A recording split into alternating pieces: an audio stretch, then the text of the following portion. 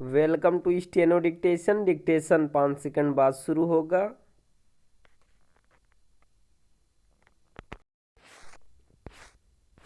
Start.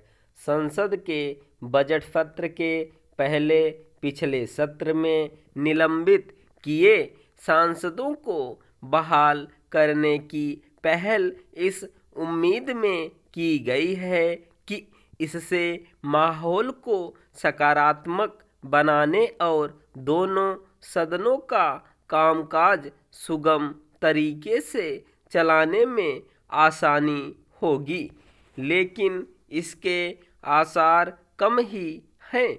इसलिए कम हैं क्योंकि बजट सत्र वर्तमान लोकसभा का अंतिम सत्र है।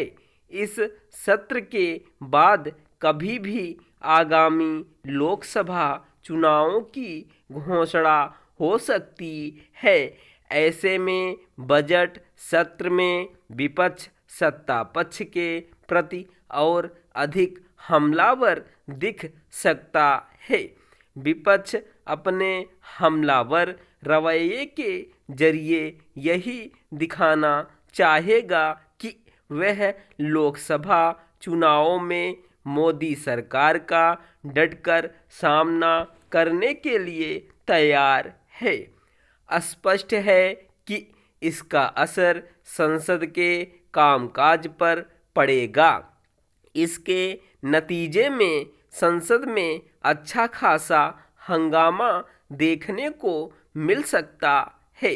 यह हंगामा इसके बाद भी देखने को मिल सकता है कि बजट सत्र के पहले आयोजित सर्वदलीय बैठक में पक्ष विपक्ष के नेताओं ने संसद को सही तरीके से चलाने पर सहमति व्यक्त की।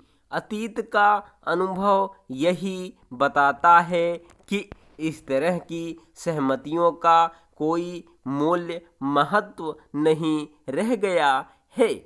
इसी कारण संसद के बाहर ही नहीं, संसद के भीतर भी विरोध के लिए विरोध वाली राजनीति ही अधिक देखने को मिलती है। इस नकारात्मक राजनीति के कारण ही संसद में राष्ट्रीय महत्व के मुद्दों पर भी कोई सार्थक चर्चा मुश्किल से ही देखने को मिलती है।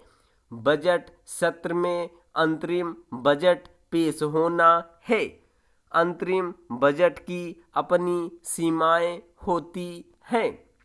ऐसे बजट में किसी भी नई योजना को लागू नहीं किया जाता, केवल पहले से चल रही योजनाओं के लिए राशि आवंटित की जाती है। इसके बाद भी इसकी उम्मीद की जा रही है कि अंतरिम बजट केवल चुनावों को ध्यान में रखकर ही पेश नहीं किया जाएगा।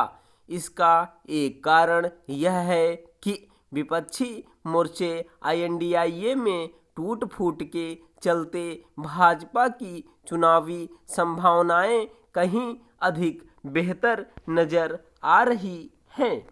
अनुकूल चुनावी संभावनाओं के चलते अंतरिम बजट में ऐसे कदम उठाए जाने आवश्यक हैं जिनसे भारतीय अर्थव्यवस्था को बल मिले। यह संतोषजनक है कि भारतीय अर्थव्यवस्था दुनिया में सबसे तेज गति से बढ़ती बड़ी अर्थव्यवस्था है। अंतरिम बजट के पहले वित्त मंत्रालय की ओर से पेश विस्तृत रिपोर्ट यह संकेत कर रही है कि अगले वित्त वर्ष भी विकास दर 7% रह सकती है। इस पर भरोसा इसलिए किया जा सकता है क्योंकि भारतीय अर्थव्यवस्था के आधार मजबूत हैं।